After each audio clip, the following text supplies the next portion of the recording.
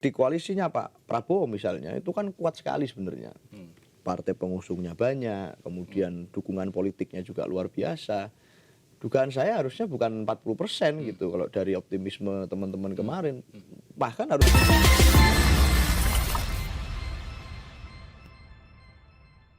Mas Aryo Seno, ya. ini satu hari sebelum debat itu diselenggarakan, sebuah media terkemuka itu Litbangnya mengeluarkan survei. Ya, ya. Yang mengejutkan sekali itu Pak Ganjar di posisi 3 dengan Pak Mahfud ya. 15% berapa Iya kan, dan sebelum-sebelumnya juga ada lembaga survei tuh sudah berlomba-lomba juga tuh kayaknya kok Pak Prabowo ini elektabilitasnya meningkat. Jadi di kota-kota-kati kan misalnya 1% itu berapa ribu suara dari mana dapat dan sumbernya itu. Nah, dengan debat yang diselenggarakan Selasa malam itu bagaimana? Kira-kira lembaga survei akan ini hasil surveinya?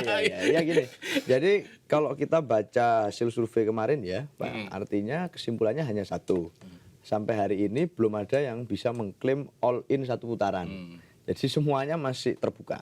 Ini Pilpres ini masih sangat open game, bahkan masa tahapan kampanye baru masuk ke hari ke-14 kalau nggak salah, 2 minggu kurang lebih, dan artinya masih panjang ini. Kalau ibaratnya permainan sepak bola ini masih babak pertama dan menit awal, gitu. Jadi belum half time aja belum.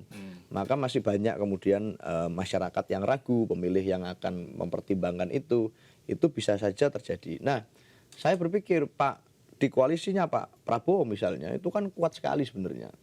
Partai pengusungnya banyak, kemudian dukungan politiknya juga luar biasa. Dugaan saya harusnya bukan 40% gitu kalau dari optimisme teman-teman kemarin. Bahkan harusnya mungkin 60% gitu. Tapi buktinya hari ini masih di angka tidak sampai angka 40%. Dan undecided voters dari yang disampaikan Balitbang Kompas sangat tinggi, 29% kalau tidak salah.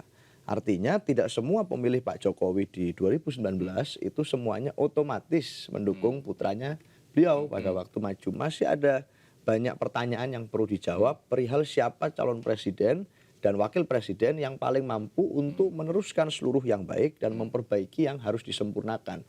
Ini masih jadi pertanyaan. Bagaimana menjawab pertanyaan itu?